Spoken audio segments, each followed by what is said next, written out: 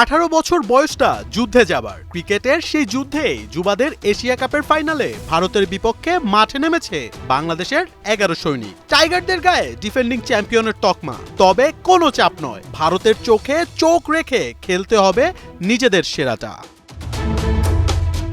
Toss হেরে আগে ব্যাটিংয়ে নামে টাইগার যুবারা। প্রথম ওভারেই জাওয়াদ আবরারের ছক্কা। তবে পার্টনারশিপটা বেশি দূর নিতে পারেনি টাইগার ওপেনাররা। মাত্র 1 রান করেই ইউথ হাজিদের শিকার কালাম সিদ্দিকী। চেতানের বলে আউট, 20 রান করা জাওয়াদ। কলার উঁচু করে ব্যাট কাঁধে নিয়ে ক্রিজে আসেন টাইগার কাপ্তান আজিজুল হাকিম তামিম। উড়ন্ত ফর্মে থাকা তামিম 4 ছক্কায় ভালো কিছুর আভাস দিলেও টিকতে পারেননি বেশিক্ষণ। কিরানের ঘূর্ণিতে 16 রানেই আউট তিনি। 66 রানে 3 উইকেট হারানো টাইগারদের হাল ধরেন মিডল অর্ডার 2 ব্যাটার শিহাব ও রিজান। তাদের 50 পার্টনারশিপ ভালো সংগ্রহের পথ দেখাচ্ছিল টাইগারদের।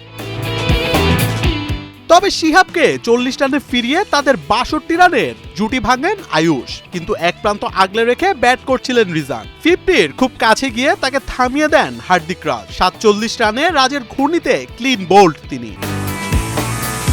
155 রানে 6 উইকেট হারানো টাইগাররা খুঁজছিল একটি পার্টনারশিপ। তবে নিজেদের ভুল বুঝাবুঝিতে রান আউট বসি। টাইগারদের শেষ আশা হয়ে টিকেছিলেন ফরিদ হাসান ফয়সাল। বোলার মারুফ মৃধাকে নিয়ে নবম উইকেটে করেন 30 রানের গুরুত্বপূর্ণ এক পার্টনারশিপ। চেতানের বলে এলবিডব্লিউ হবার আগে তিনি খেলেন 39 রানের এক কার্যকরী ইনিংস। শেষ পর্যন্ত 5 বল বাকি রেখে 198 রানে অল আউট হয়েছে বাংলাদেশ।